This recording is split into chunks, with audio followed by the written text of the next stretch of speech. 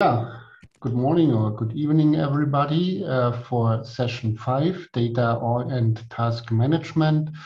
I'm chairing this session and my name is Manfred Reichert. There will be 3 interesting presentations on various aspects on data and task management. And I would first like to introduce the first paper on a meta model to connect isolated data silos and activities of the computer-aided engineering domain.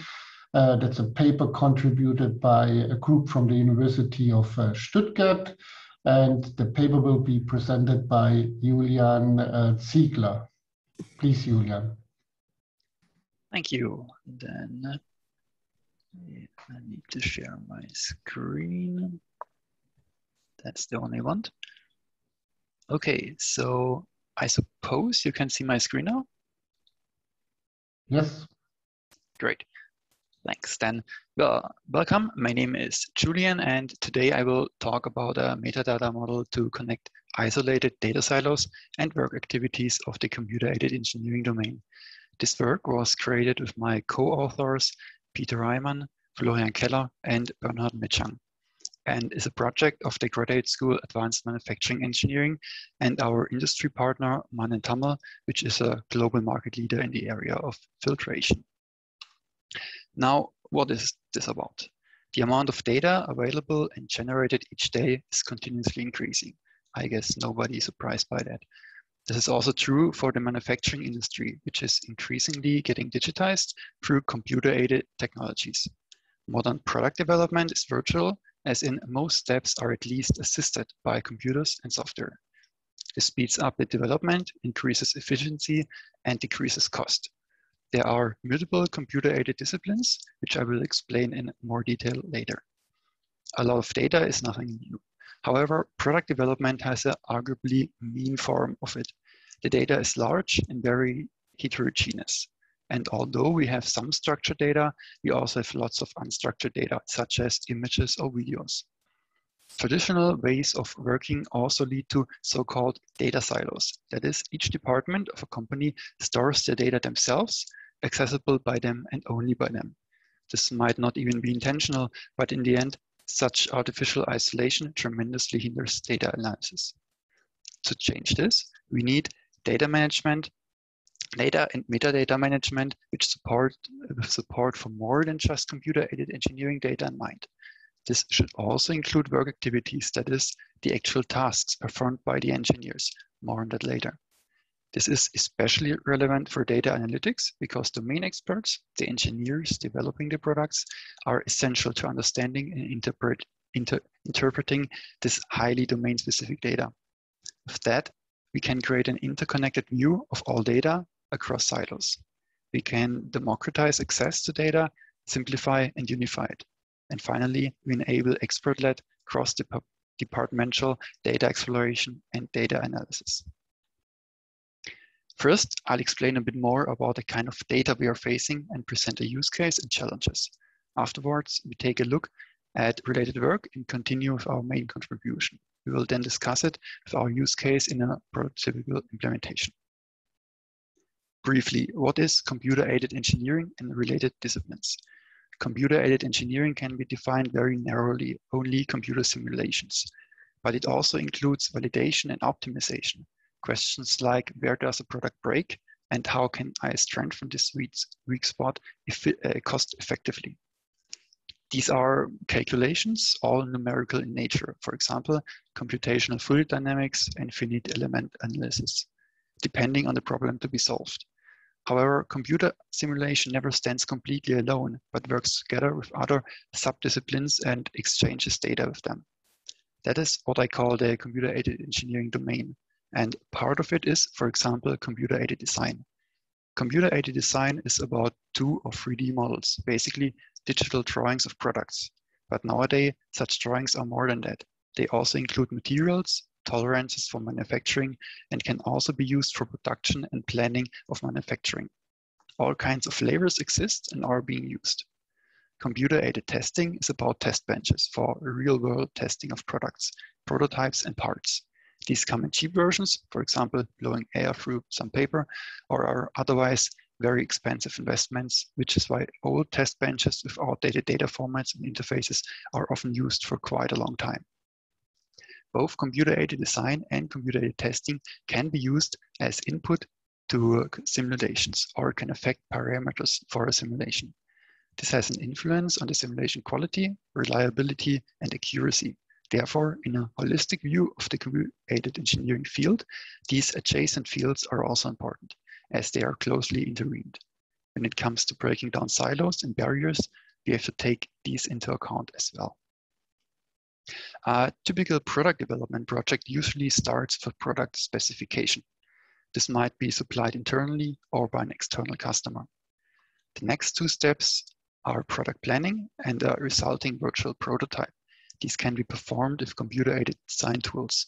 Please note that we make a distinction here between data sets in blue and work activities in yellow. These are very high-level views on tasks performed by engineers. The resulting data sets, the virtual prototype in this case, are usually 2 or 3D geometries, mainly large binary files, often using proprietary formats, although open standards do exist. Next is product simulation. These computer simulations usually take 2 kinds of data: parameters in form of either small plain text files or XML documents, and large input geometries like computer-aided design data. In some cases, this might also be a set of images or videos. Now we can create a prototype.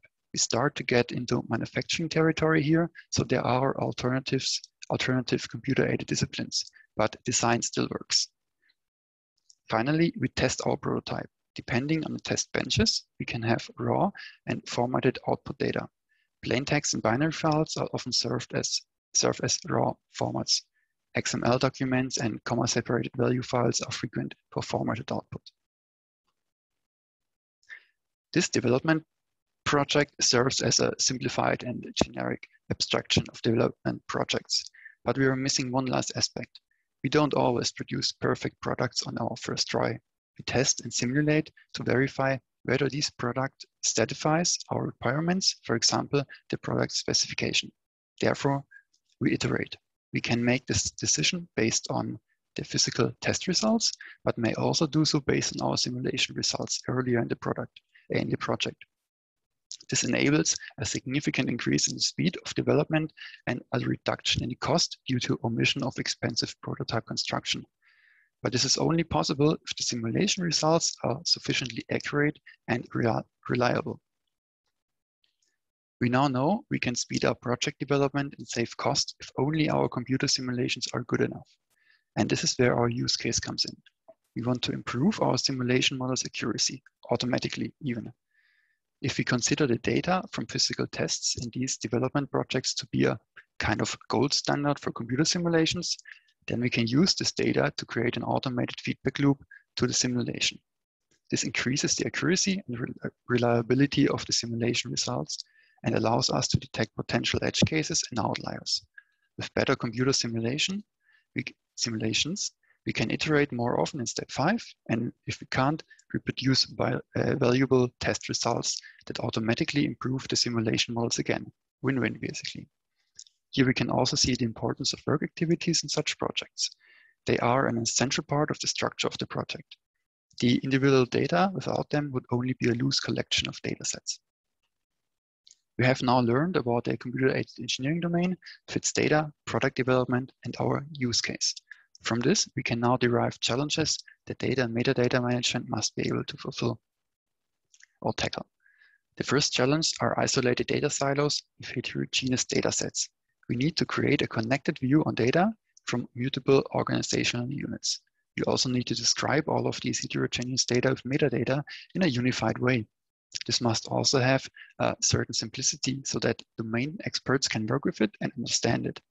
It is also important to have a high degree of flexibility, especially for metadata. Due to the software involved, temporary changes of data schemes and formats are frequent. For example, when a software used in product development is updated, new metadata may become available or previously available metadata may disappear. The second challenge is the need for work activities to be represented as first-class entities. Activities are a high-level abstraction of work packages, produce and consume data, and are performed by employees during product development projects. This makes activities an important part of these projects and helps understanding, since projects at this level of granularity correspond to the work performed by the domain experts and are recognized by them. Activities, just like datasets, need to be described with metadata in a unified way. Datasets and work activities are the core elements of product development projects, but without links to describe the relationships, we cannot represent a project structure just yet. This is the third challenge. We need to establish the relationships between the individual elements of a product development project by linking datasets with the work activities they are produced or consumed by. This results in a representation of the data flow and lineage in such projects. As related work, we divided it into 4 categories: generic metadata models, specialized metadata models, BPMN, and commercial offerings. This will only be a quick overview due to time constraints. For more details, please refer to our paper. As for the generic metadata models, all provide abstractions to attribute heterogeneous data with metadata. However, all lack the ability to represent work activities of the computer-aided engineering domain as first-class entities alongside data. Specialized metadata models were made for specific scientific use cases and are very similar to generic models in terms of challenge 2 and 3. Their ability to fulfill challenge 1 is even more limited due to their specific use case. A very different angle are BPM technologies, especially BPMN in this case.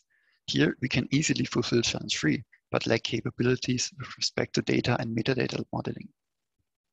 Commercial applications are very broad and diverse field. In this case, we examined offerings that provide data management, especially for simulation data. However, they can not fulfill all of our challenges and focus mainly on other features. Now, for our main contribution, our graph-based metadata model. I will give an overview first and then dive into the conceptual and logical model. To quickly repeat our goals, we need a data model that allows us to represent data and work activities alike and attribute them with metadata. Through this, we can create a uniform way of access to all data, metadata, and work activities of product development projects across departmental boundaries of a company. We enable intuitive understanding for domain experts by trying to resemble the development project structures they know and work with. Let's start with the conceptual model. At the core of our model are 3 basic elements: data container, activity, and contextual metadata. A data container is an abstraction for collection of data independent of their format or structure. It represents a reference to an identifiable dataset stored in some storage backend. This way, we may attribute heterogeneous data originating from any data silo involved in product development projects.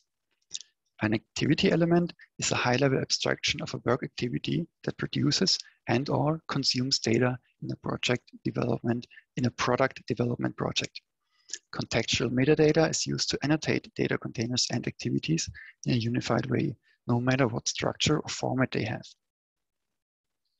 Data containers and activities are linked by input and/or output associations.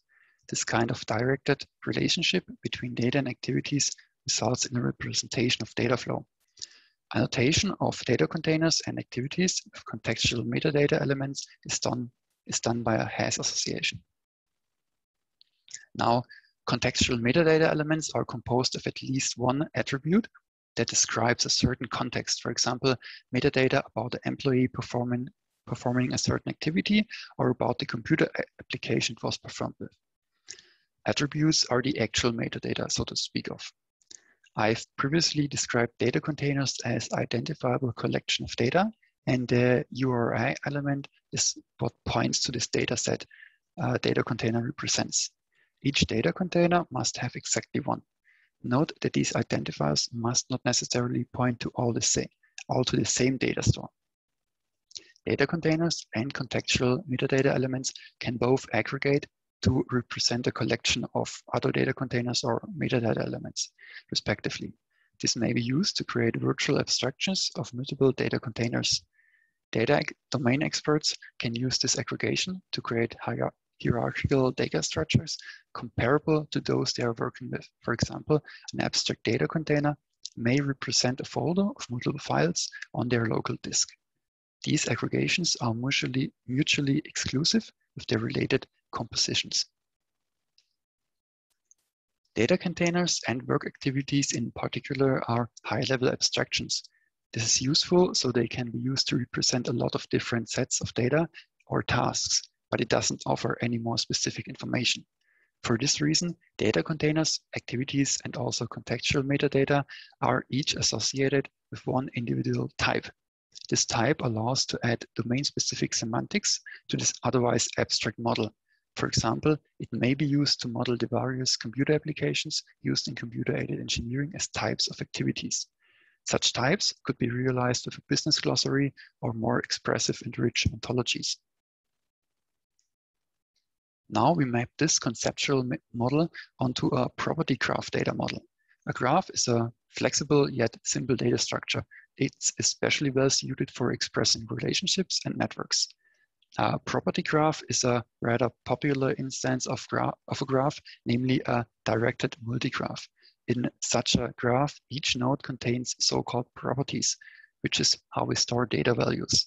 Other than that, nodes and edges can contain one, often called label, which is just one singular value.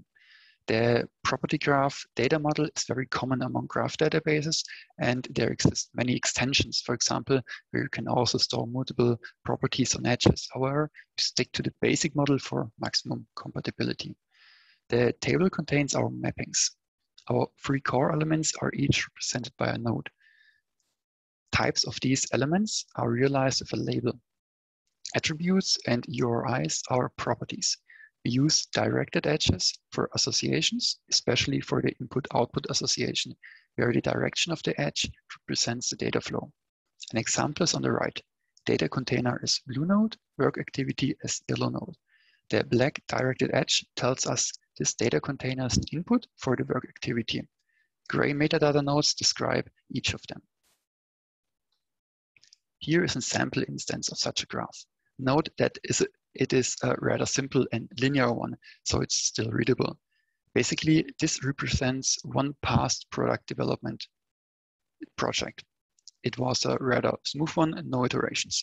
Of course, in reality, we have not only many iterations, but also splits and branches, multiple product designs being explored in parallel, joins and merges of alternatives, and so forth.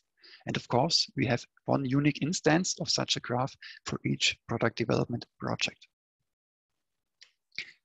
We have a working implementation of it, and I will now dive into the system architecture and then demonstrate and discuss how we can use it to solve our use case and challenges. We chose a layered architecture for the implementation and differentiate between source layer, data provisioning, and application layer. The source layer is, as the name already suggests, where all of our source data storage systems live. The data provisioning layer is the core and main part of our implementation. It consists of a graph database for our graph structure.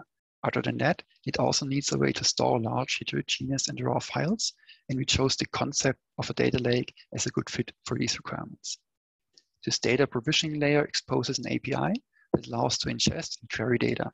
The API makes sure that appropriate nodes and edges are created when data is either stored or retrieved from this layer. The application layer is where client applications implemented where our client applications, we implemented our use case, and by calling the API of the provisioning layer, those are realized. Our use case is also implemented on this level. Through the API, a client application can query and explore all kinds of data, activities, and metadata independent of their formats and structure. A quick side note that we chose to have a materialized data store here, the data lake. Conceptually, the URI and data container nodes could directly point to datasets in remote storage systems within our source layer. As for our use case, a quick reminder, simulation models have parameters that that can be tweaked. For highest simulation accuracy, we want the best parameters.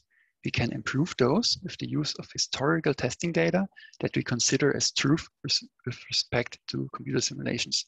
However, the best parameters is something that changes over time, so we need to do this continuously. We also need different parameters for different kinds of products. For example, products made of different materials have different parameters for highest, or need different parameters for highest accuracy. The data provisioning layer uses Neo4j as graph database and simple HDFS as scalable storage for heterogeneous files. As for the API, we chose a RESTful design. Our use case is implemented through two client applications. One stores data and the other one retrieves selected data sets for parameter generation or optimization. The first client application extracts data from source systems, metadata from testing files, and utilizes our API to store the data in the provisioning layer. The corresponding graph structure is created along the way when we use our API. The second client application now queries data and uses the return subset of data to train Gaussian process regression models. These in turn are then used to calculate the best parameters for our computer simulations. As mentioned before, we need different parameters for different simulation models. For example, we cannot use simulation parameters which are good for cellulose material to simulate other materials. But this is only one of many dimensions. Others are, for example, the hardness of material. This can go as far as differentiating between the versions of a computer-aided design application that was used to create a geometry that we then used for our virtual prototype. Therefore, we benefit from very fine-grained selections of data to train very specific Gaussian process regression models, which in turn lead to very specific simulation parameters, which then in turn leads to high accuracy in our simulations. How would such a fine-grained selection of data look like? This is a pseudo query that illustrates how the context of our data is used for data selection. We can use all of our work activities and metadata to narrow down the set of data we need. I tried to keep the color coding we introduced so far, so data containers are blue, work activities yellow, and metadata gray. So here we select all the test results for prototypes that were made of cellulose material, that were produced in a factory in Stuttgart, and whose virtual prototypes were planned with an application called Designer 2K, but only versions above 10. And there we have our fine-grained, very specific selection of data that can now be used to figure out the best simulation parameters for exactly this kind of product. For those familiar with Neo4j and its query language Cypher, this pseudo query can be directly turned into a Cypher query, very straightforward. In fact, the styling with round brackets for nodes is exactly what Cypher does. To conclude, we proposed a graph-based metadata structure for heterogeneous data of the computer-aided engineering domain. An interconnected view on data, metadata, and activities of product development projects eliminates departmental data silos. We can represent data and work activities alike and attribute them with metadata. On top of that, data flow of product development projects is represented and traced through relationships between data and work activities. This democratizes and unifies access to all data and metadata, enables expert-led exploration and data analysis in cross-departmental fashion. Future work includes the automated capture of metadata and lineage information. And aside from regular data analysis, as in our use case, we can also perform analysis directly on the graph structure itself. Well then, thank you for your attention. Yeah, thank you, Julian, for these interesting insights. So there's now some time for questions. As already indicated, you may also unmute yourself to ask the question, or you can ask the question via the question and answer tag. So please, questions. If not, maybe I will start with the first question, Julian, that is related to the practical demands of, let's say, computer-aided engineering. And usually the world is quite complex, and we do not have that one product, but we have complex products with many versions and particularly variants. And how robust is your approach and your metadata model in respect to the presence of product variants? So you create one model for each variant, or is the approach able to cope with the variability we have in modern products? So basically, let me go back to this one sample. Yeah, that's fine. So this one sample instance. Basically, we have one of these instances for each development project. So that basically means a different product variety starts with a new project. So basically, we get a new tracking of this project. This is kind of the structure basically is a tracking or lineage footprint of the projects that led to the creation of the product. So when we have variations, we have usually a new development project, and then we get a new of these instances that corresponds to development of this variation. So basically, when we speak about a product and its variations, and we have one of these instances for each variation, or more precisely, every time we redeveloped or developed a new product. Okay, so there's now a question by Stephen Ligo. Do you think the data generated in product development data can somehow be connected to or merged with other systems in use by companies, like, for instance, ERP systems or work planning management systems? And if yes, what would it take? Yeah, that's not that easy, because basically, I mean, today, PLMs are already kind of trying to coalesce all the computer-aided something data in respect to product development. ERPs are very different in that respect. There are approaches in the field of data lakes that try to be all encompassing and try to include all of that. The challenge there usually is to have a decent catalog, metadata, and zone structure that allows to integrate all of these data at the same time. That's, however, way beyond what I'm doing here. Okay, and there's another question in the chat by Latje Belatresh. Thanks a lot for this nice talk.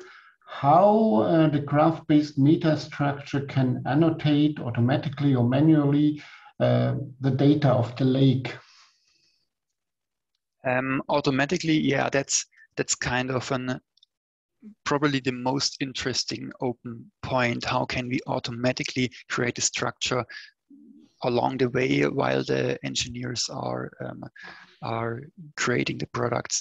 There are various attempts in the field of data provenance that handle automatically capturing and tracking lineage. Those could be enhanced to not only capture it, but to facilitate this capture by creating nodes in the structure automatically instead of writing the information to some kind of log or other data format. So this is still open work, but that's especially an interesting thing that I think needs to happen before you can widely apply something like that. Okay, and a final question by Alessandro Mosca. He would like to know more about how you manage the so-called data freshness issue, assuming that the input data are materialized in Neo4j each time it is needed. did you consider to use any virtual approach, which would rather leave the data in the original repos? Yeah, conceptually that's no problem to do so. You can create or you can use URIs that identify the data source and basically the selection in the data source itself, and then have some kind of federated or virtual system. We just didn't choose to implement that here, mainly because we wanted to do heavy data analytics with the data, and then it was just having the data near us materialized just had better performance. And that's the reason why the implementation was done materialized. But conceptually, it's entirely possible to have it virtual or federated. Answer? Is that an answer for your question? Okay. I hope so. Okay, I think we also now close to the session and to end the session and not the session, the presentation slot for you, sorry. Julian, thank you very much for this very nice presentation and for the insights you did give to us to this particularly interesting domain. And we will continue now with the next presentation by Maxime Gobert on the challenges and perils of testing database manipulation code. This is joint work between the University of Namur, Belgium, the Swiss and Italian University in Lugano, Switzerland, and the University of Antwerp, Belgium. And now it's important to share the screen. Yes. Aika, can you so Maxime, you need to... Yeah, do that. Okay, so do you hear me and do you see my screen? Yes, we can hear you and we can also see your slides. Okay, great. It's your turn. Thanks. Please go ahead. So hello, today we are going to talk about the database manipulation code and specifically about the testing of this code. So the database manipulation code plays actually an important role in the software because it sits between the application code and the database schema. So when requirements evolve, it may imply changes on both of those artifacts. And it's important to keep the database access code in synchronization with those artifacts in order to avoid application decay. So it is important to also test that piece of code. So our study focuses on two aspects. First, the first question was a quantitative aspect. So do projects test the database access code? So we wanted to measure the rate of testing for this piece of code. So we proceeded to have selection criteria for the projects that we will study. And the first criteria is that we wanted projects to be written in Java and on Maven, and also to be compiled successfully. This in order to further in our process feed those projects into subsequent tools. Next criteria is, of course, that those projects have to be dependent to a test framework, such as JUnit or TestNG, and they, of course, have to have tests as well, and they also have to be passed successfully. And the last criteria is that we want projects to have a data package dependency. So we look for import statements, and of course, that's not enough. We also want the project to actually use those packages and either construct queries or send them to a database. So we implemented a process for analyzing such projects, and the project selection was done on libraries.io, which is an open dataset where you can find open source projects with their dependency. So we were able to find projects having a dependency to test framework. We cloned those repositories, and we looked for the import statements that interest us. And we ended up with a 900 and 5 projects. The next step for those projects was to actually find the database source code, the database access code location, and we feed that to CAiSE'21, which is a Java static code analyzer. And this software is able to identify in the source code methods and location where queries are either constructed or sent to the database. And we have, at the end, 332 projects. The difference between those two numbers is justified by the fact that import statement does not necessarily mean access to the database code, but also that the database access can be done with an object relational mapper framework, and you don't have specifically queries that are written. And the final step of our process is to actually have the test coverage information. So running the test successfully using the tool Jacoco produced a coverage report where we have the information about which instructions are actually covered by test. And we successfully managed to compile and run successfully all tests for only 72 projects. And the combined result of the database access code location and the coverage report gave us the information about the coverage. And only 1 out of 3 projects do not even test the database access code. And for those who does test this code, only half of them test less than half of the database method.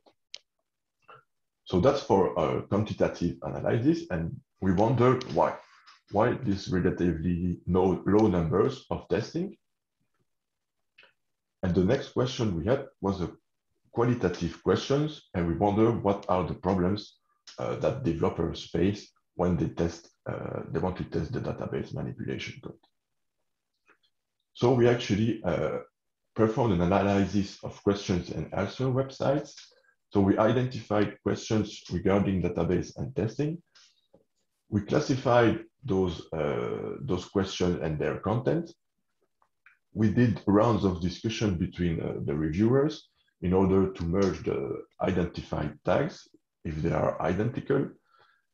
We resolved the conflicts for particular for conflicting questions, and we finally end up building a taxonomy of all the problems regarding database testing.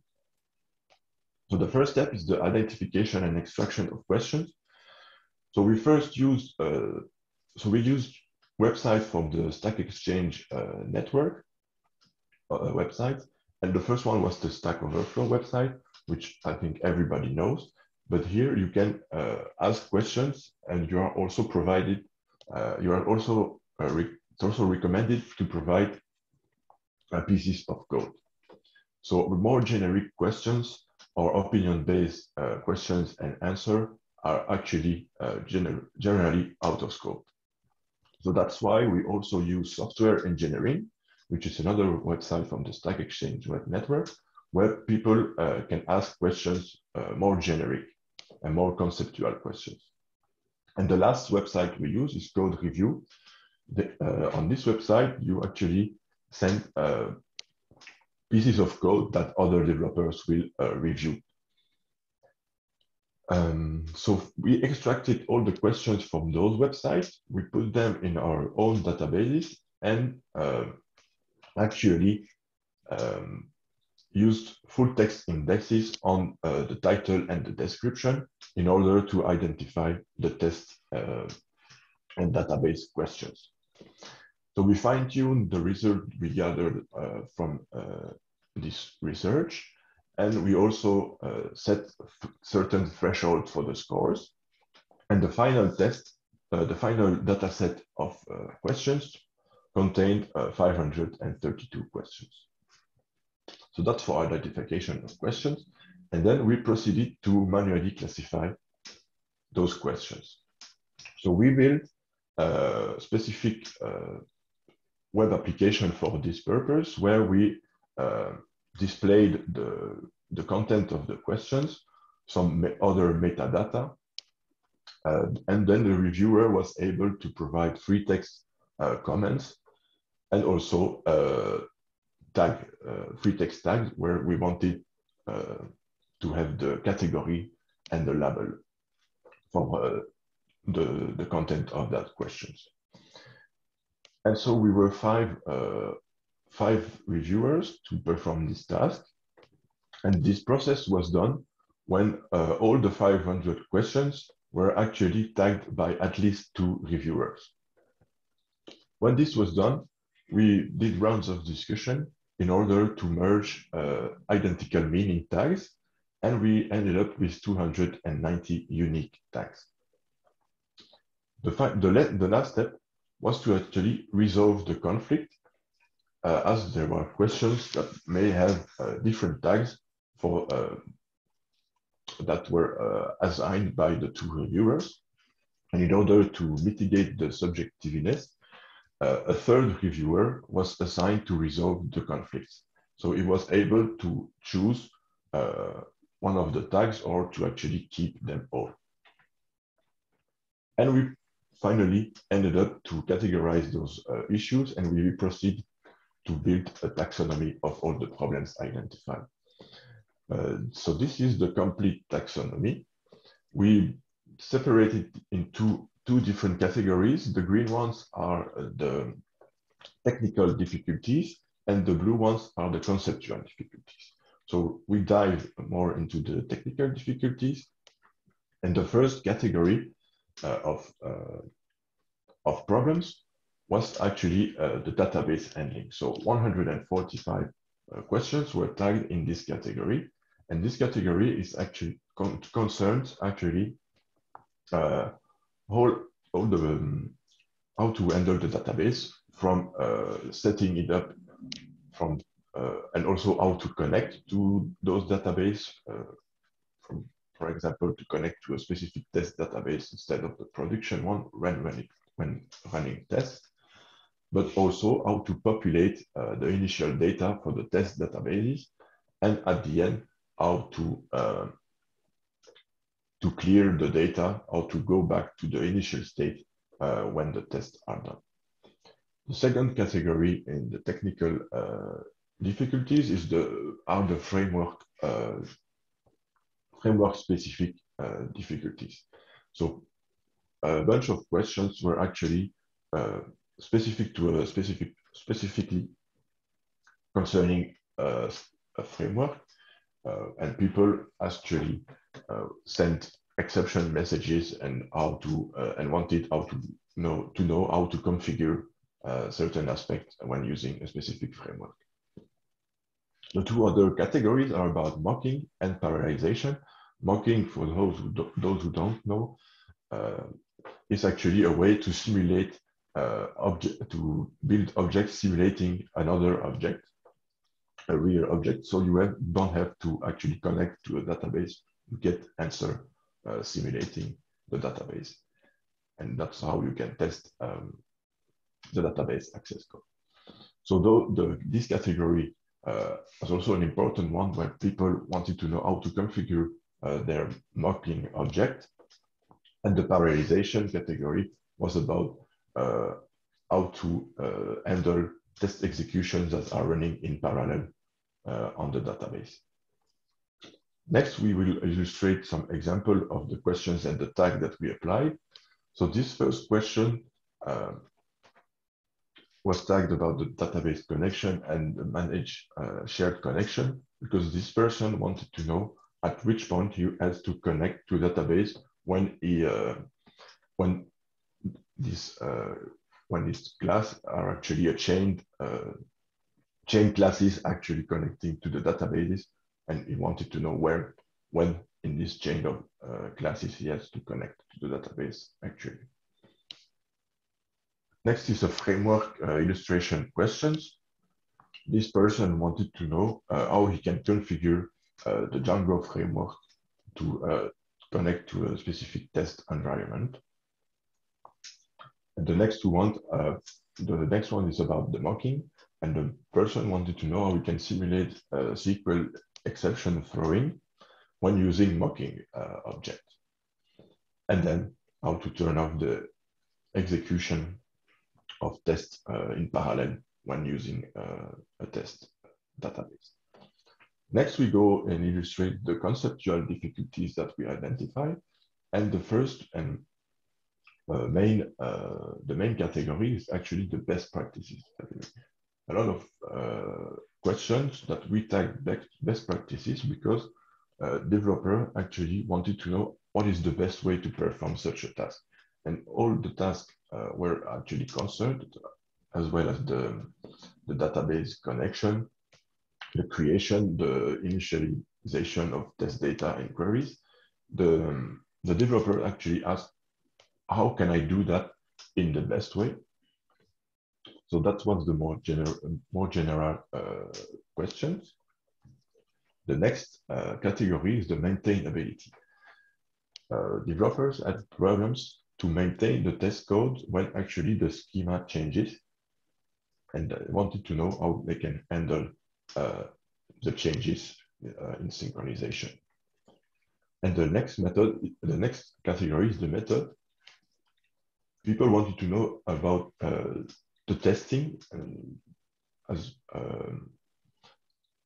test developers know that there are unit testing and integration testing. They wanted to know for database specific tests, what is the best way using unit testing or integration testing. So now we illustrate some questions. Those two questions are really broad. What's the best strategy for unit testing database-driven application? And these questions actually receive more than 300 votes. So that's a popular question. And the other one also is a more generic one. And for those two questions, we applied a series of tags because actually the person asked about that in this text. He wanted to know the best way to clear the database, to use mock object, and how to improve the performance, and so on. The next question is about integration testing and how to maintain the SQL queries in integration test when the schema changes. And the two other questions is about integration and unit testing.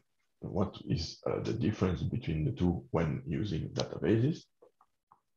And the other one is about what is the best way when you want to initialize your test data. Do you have to do that between the tests or at the end of the whole series of tests and so on? That was the question the developer had.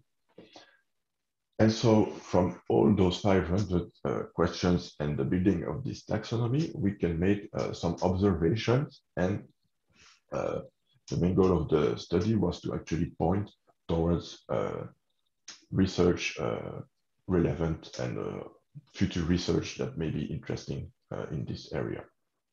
So the first problem was the synchronization of test code and the database schema. So a lot of factors may be involved in the affecting the maintainability of the test code, but we think that reading those questions, that an automated support could help by either using test regeneration or or identify the source code when involved when database changes. And another observation was the choice of database type. There are actually in-memory database, actual database, and mock objects. A lot of answers from the developers was actually that you have to use mocking objects. That it was a recurrent answer for the questions, but there was also a significant number of questions regarding the configuration of mocking objects. So we feel that mocking objects are not really easy to use, and that also an automated support can be beneficial. And lastly, the database support in testing framework is quite poor because a lot of questions was actually about the connection and the configuration of databases. And this brings us back to the quantitative analysis that we made, because we had to exclude a quite high number of projects because the tests were failing, and we analyzed the reason for those tests to fail, and a lot of tests were actually using an actual database, which is not really a best practice when testing. So we were not able to actually connect to this database because it was not being deployed when running the test. So there are problems using mocking objects, but also using in-memory databases can also add. And that is something that is maybe interesting to provide help to the developer when in the test frameworks. And lastly, all this work that we have done is available in a replication package where you can have all the scripts for the quantitative analysis, but also for the qualitative ones with the websites that we put up in place, and also, of course, the result of the study, which are the questions and their specific tags. So that concludes my presentation. Thank you, everybody. Yeah, thanks a lot, Maxime, for this insightful presentation into challenges, but also dangers of testing database manipulation code. Questions, please. Again, it takes until the audience is writing the question. So let me start with the first question. You talked about the database code. But now maybe restricting, let's say, to traditional relational databases, the database code may be distributed between the application, where we have, let's say, embedded SQL or something like that, and the database server, where you might have triggers or stored procedures. Is this a challenge as well? If, let's say, the database code, let's say, is not within one software package, but at the operational level, it is really distributed among a client and server? Yes.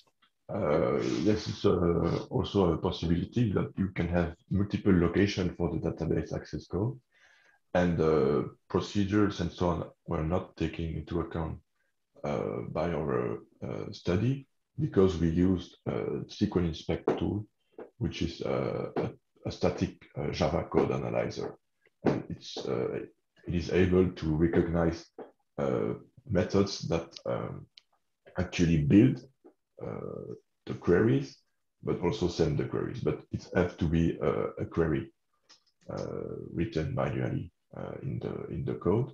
But yes, if you have procedures and other database code that are not in the Java code, we don't take them into the account.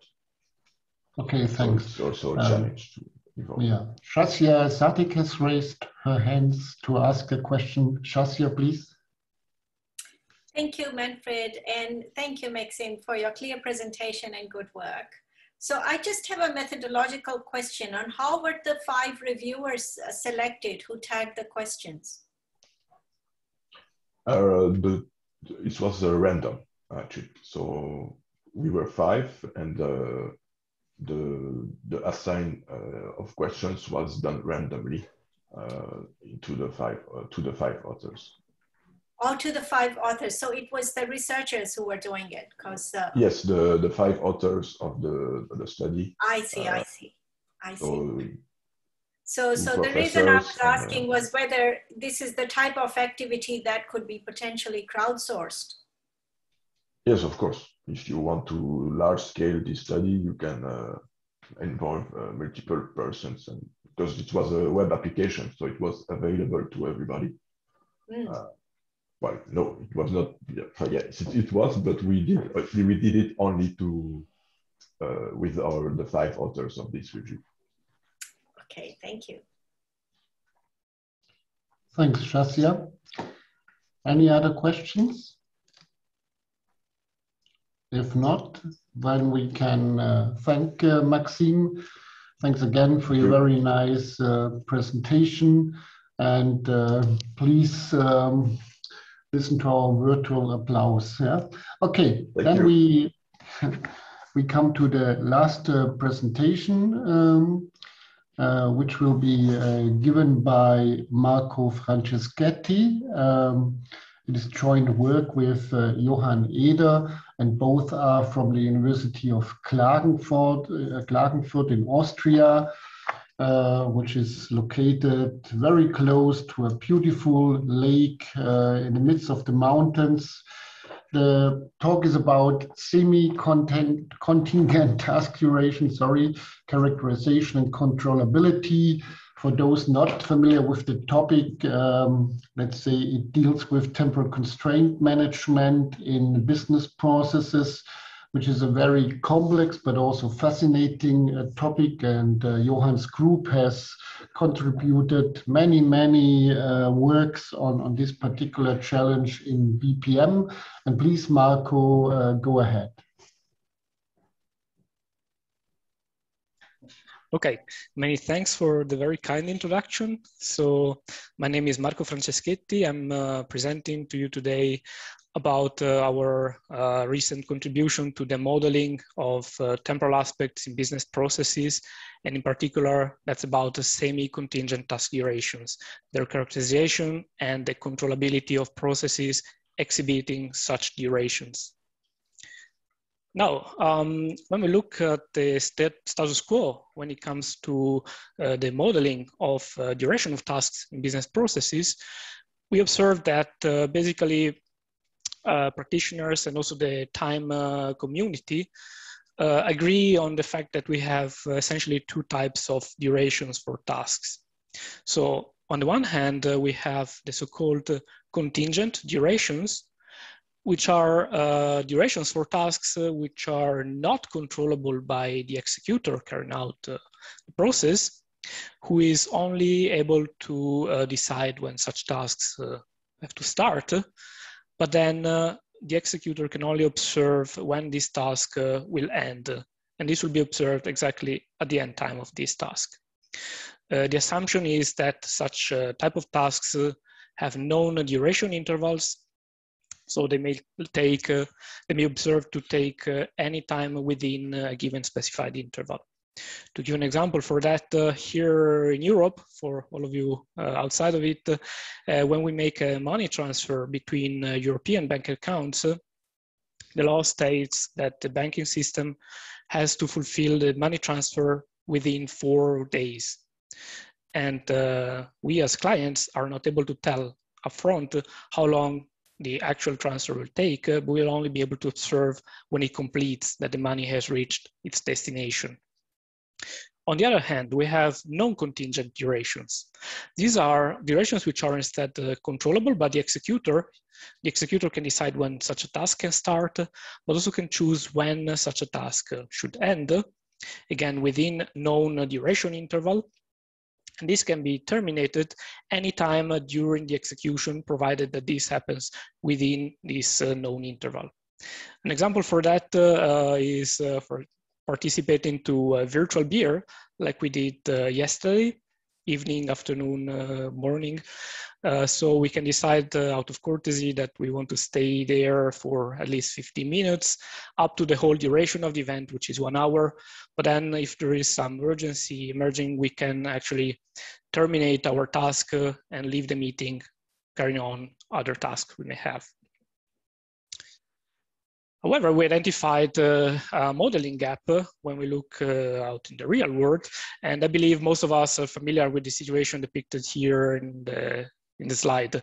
This is a COVID test, and you know, when it is not a rapid test, this is to be performed at a lab, and in particular, they use machines like this, which is a thermocycler machine. The idea is that the operator puts some samples inside of it, and states a so-called number of amplification cycles. This basically means that the machine will perform a number of amplifications of the nucleic acid which may be present in the sample. So to increase its size, basically, and to make it more easy to spot, for instance, the presence of the sequence of a coronavirus. The thing is that as soon as the operator sets the number of amplification cycles, which may be stated by some guidelines, for example, for COVID, they have to be between 38 and 40, something like that, the duration of the PCR test is determined because the machine cannot be stopped to get the result before its completion of the operation.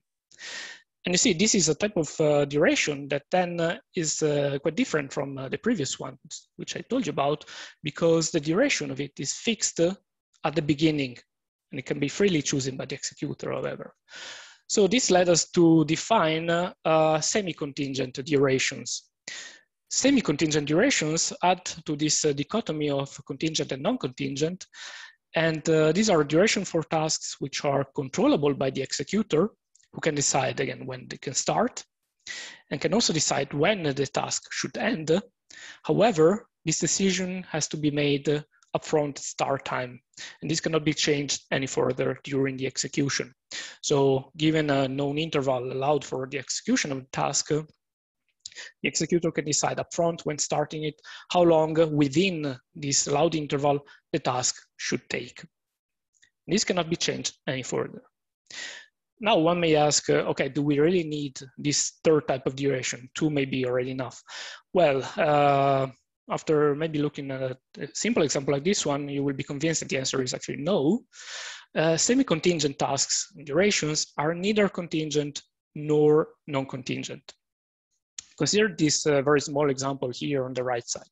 We have 3 tasks, A, B, C, with A and B, with an allowed duration of 10 up to 15 minutes. A and B are executed in parallel, and A is contingent, meaning when we start it, we do not know exactly how long it will take between this time interval. We'll only observe it when it ends. B instead is semi-contingent, meaning we start it, we decide its duration, and this is fixed at its start time. However, here we have 2 synchronization constraints that tell us A and B must start at the very same time, and they also must end at the very same time. Now, clearly, if we consider B to be non-contingent, we are allowed to terminate it as soon as we observe the termination of A, and we are gonna fulfill the constraint on the end event of these 2 tasks. However, being semi-contingent, we are not allowed to decide it dynamically, but we have to fix it beforehand. So here we have a problem because we cannot decide upfront when B should end in order to make it terminate at the very same time of A. And then also C is semi-contingent here. It can take any time from 2 to 7 minutes after the execution of the parallel block here. If C is modeled as a contingent task, it would be allowed to take up to 7 minutes. And this may be a problem if the parallel block takes overall 15 minutes, because then the overall duration of this process would be 22 minutes, which would violate the constraint C2 that we have here that states this process must take no more than 21 minutes.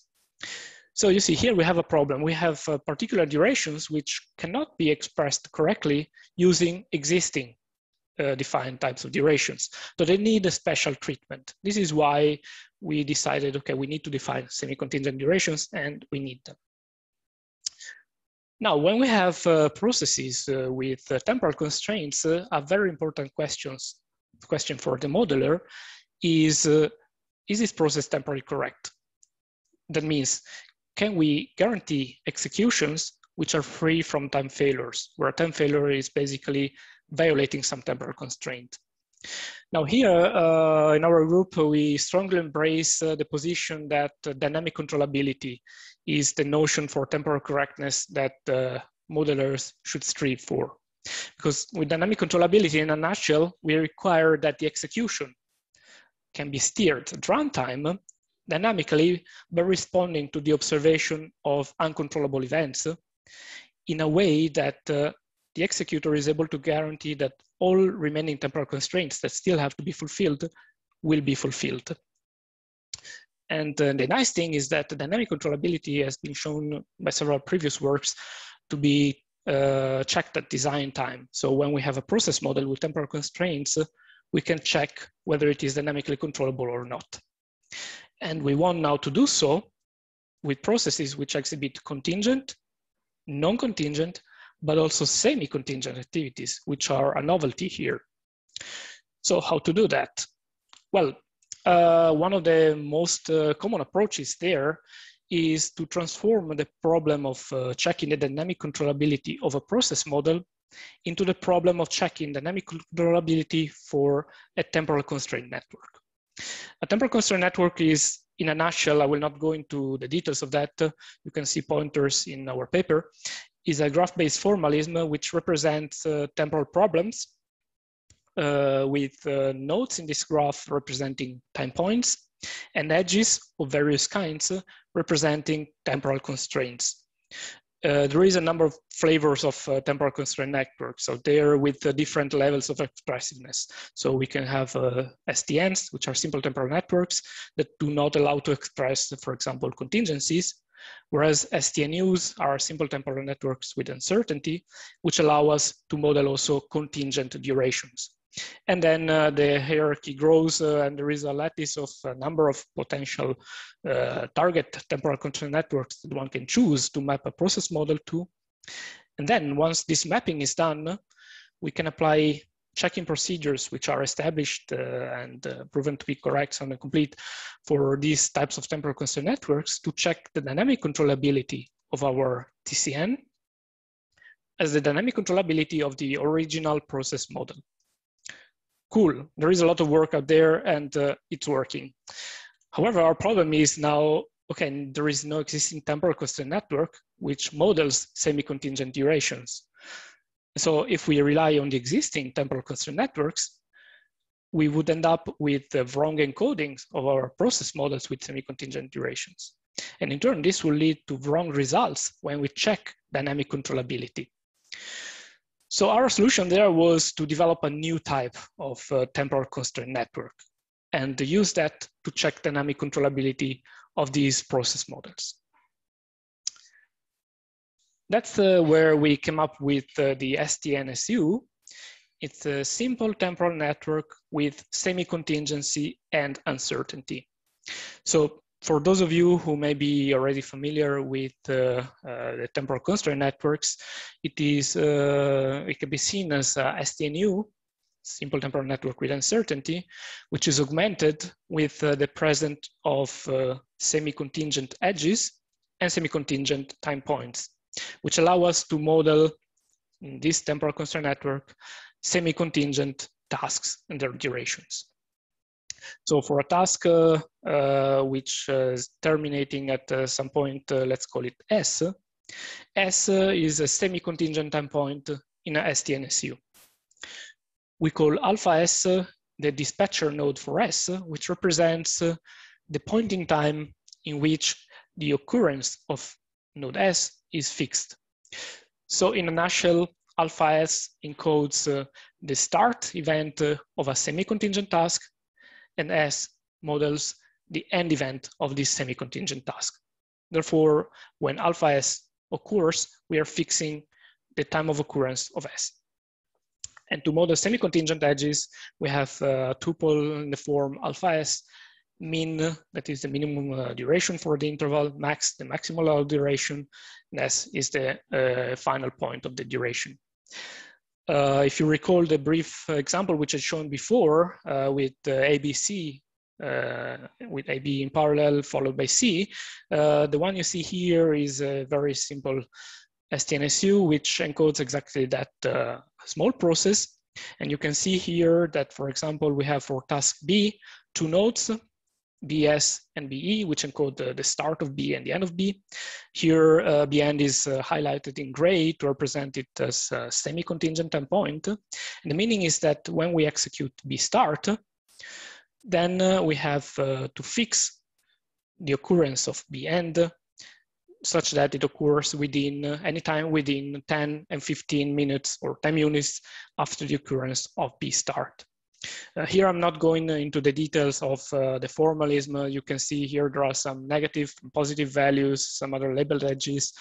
You can see the paper for more details about the formalization and also for what concerns the mapping of a process model into an STNSU.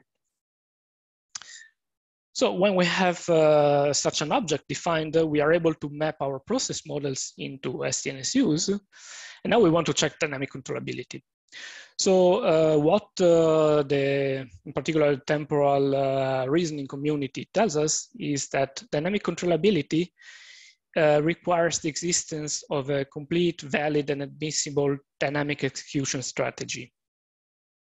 This, in a nutshell, translates for the case of STNSUs, in particular, for what concerns the semi-contingent durations, to checking that all these semi-contingent durations are independent of any contingent durations, because this otherwise may lead to violation of temporal constraints. Think of the example of A and B, where A is linked to B through some temporal constraint, and we cannot really schedule the end of B because it depends on the end of A.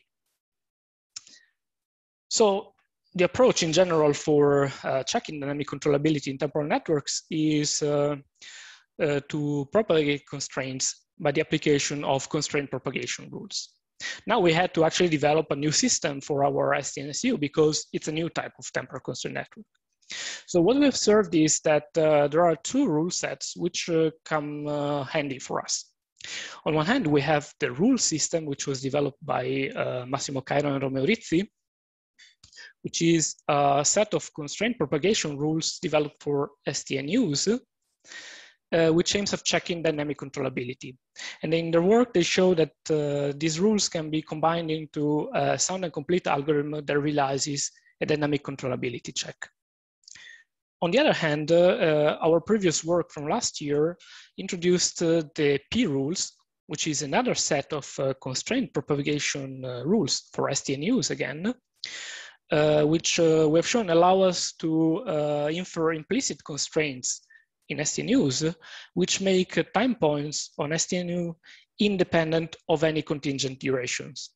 And then we said, bingo, because this is what we would need to find out for semi-contingent durations in order to make sure that they are independent of contingent durations. And therefore, if that is the case, we have a dynamically controllable process model.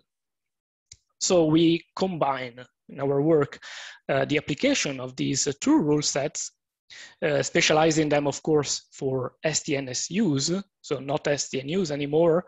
And we show that we can actually check dynamic controllability by applying these rules. And we define a checking procedure, which we demonstrate to be sound and complete, which is based on the iterated application of the rules contained in these two rule sets, of course, tuned again for STNSUs.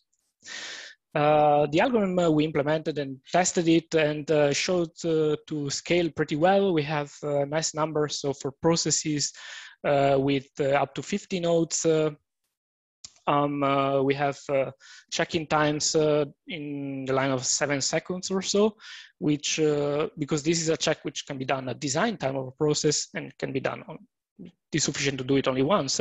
It is perfectly reasonable in our opinion. But the other observation is that, well, if you look at our contribution last year to BPMDS, we introduced there the problem of sudden termination. So we showed that certain processes with temporal constraints may exhibit some awkward behavior in the sense that in order to fulfill all temporal constraints, one may be required to suddenly terminate the execution of some task. Well, we show here that actually the sudden termination problem can be directly translated into a problem of modeling semi-contingent durations.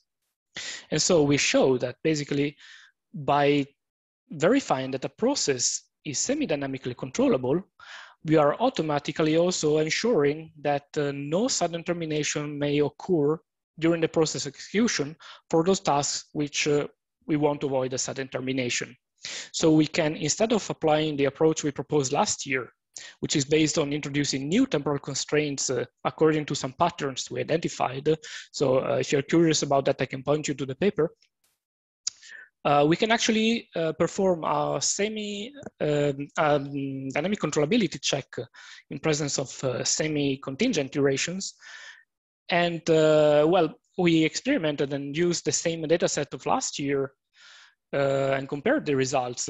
So we are able, with our new algorithm, to resolve the sudden terminations and check whether it is possible to resolve them in much faster times than the previous approach. You can see in the graph here, the comparison, the dotted line shows the result of the experimental evaluation for resolving sudden termination of processes. We showed in BPMDS 2020, and the black line here is representing the results of executing our algorithm of this year. And it is clear that the new algorithm outperforms our old approach also in resolving sudden termination. So I have still 1 minute left to conclude. We highlighted in our work that a faithful representation of real-world phenomena is essential for adequate support of the modeling and the execution of business processes. We've shown that the dichotomy between contingent and non-contingent durations alone is not adequate. We have new types of durations that we need to take care of. So with this work, we defined semi-contingent durations. We defined a new type of temporal constraint network, which is the STNSU. We have shown how to check dynamic controllability, and we defined the dynamic controllability in the presence of these 3 duration types, and we introduced a sound and complete and efficient checking procedure, which we can run at design time to check dynamic controllability of processes exhibiting the 3 duration types. For our future work, we believe it will be interesting to extend now the STNSU to increase the expressiveness and consider also conditional executions, which are quite relevant in real-world processes. And with that, I conclude my presentation, and I will be here to answer your questions. Thank you. Yeah, many thanks, Marco, for this a very interesting talk on this additional type of duration, semi-contingent durations. There's no question yet, so I will start with the first question on more the conceptual part. I mean, looking at the complexity of these temporal constraints already at the level of the durations of, let's say, activities, what would you expect, let's say, concerning the conceptual modeling of business processes based on languages like BPMN? Do we need some, let's say, additional training of the modelers, yeah, to create awareness of the different kind of durations? Because I think that is fundamental for bringing this to the operational level, that the modelers understand that the semantics of the temporal constraints to be satisfied for a business process, and also to then, let's say, annotate the model with corresponding information.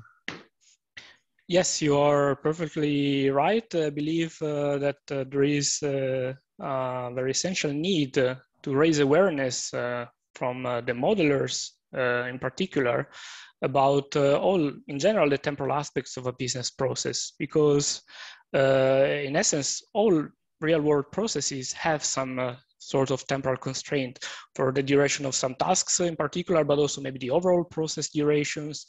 If you look also at users or people who are anyways impacted by the execution of certain business processes, even if these temporal constraints may not be explicit, still there is a need to have some guarantees for timely executions. And when we look at also commercial products for modeling business processes, you see there is a lack in what concerns the representation of time in general. So I strongly believe that there is a need to raise awareness, in particular from practitioners, because I think the research community instead is working quite actively to be more aware of what concerns time. So it should be an additional aspect for modeling processes. I fully agree with you that this is neglected, let's say, in commercial tools or engines.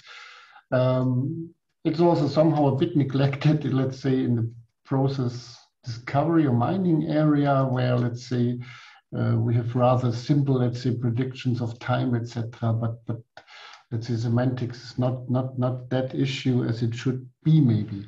There's another question by Alessandro Mosca, who asks, do you have any insight about the theoretical complexity of the new checking procedure that you have introduced? Okay, thank you for the question. It is a quite important one, actually. So we did not explicitly mention that in the paper presentation, but basically we can show that the complexity for the algorithm is polynomial, because it is polynomial in the case of the application of the rule set and also for the P rules. And since the two are basically two rule sets which complement each other and do not interfere with each other in a sense, we can show that actually the complexity is polynomial in this case for this type of temporal constraint network we are considering here. Complexity would increase certainly when we have more expressive constraint networks, when we consider in particular conditional executions. There we would have a higher complexity in this one, but it's polynomial in this case. If I recall, it's to the power of 3, and to the power of 3, where n is the number of nodes in the network. So we consider it, especially being a design time algorithm that we propose here, to be perfectly fine for practical application. Yeah, so maybe I may add something to that. Of course, here we always look at the complexity of the algorithms, assuming that we now have, let's say, one extended STN-SU, and we do the calculations based on it. But if we look at the operational level again at an ERP system or BPM system, where we have thousands or 10,000s of process instances, that all might have or may have to obey, let's say, some temporal constraints, I think we also need to even think more about, let's say, like in database systems, let's say, techniques that enable or will allow for efficient checks. Also, let's say, in the presence of a large number of process instances. I mean, that's another gap, I think, coming from these theoretical considerations to practical implementations that really scale up in practice. Yeah. Yes, I perfectly agree. And in fact, something we often talk about also in our research group here is because we are quite heavily relying on temporal constraint networks, whether some modularization of these networks could allow maybe a reuse and lower also than the practical execution times for making these checks. And when we have a process repository with, for example, similar processes or modularized processes, can we exploit that, for example? So I think there is a lot of open questions there that make the field quite interesting. Okay, so there is no other question. So that brings us to the end of the session. First of all, thank you very much, Marco, for this very inspiring presentation. Great work, I would say. Yeah. Okay, so we are at the end of the session. Thanks to all speakers. Thanks to the audience for the interesting questions, and particularly also I would like to thank Aika Hammond Onabuta for supporting me with the technical issues.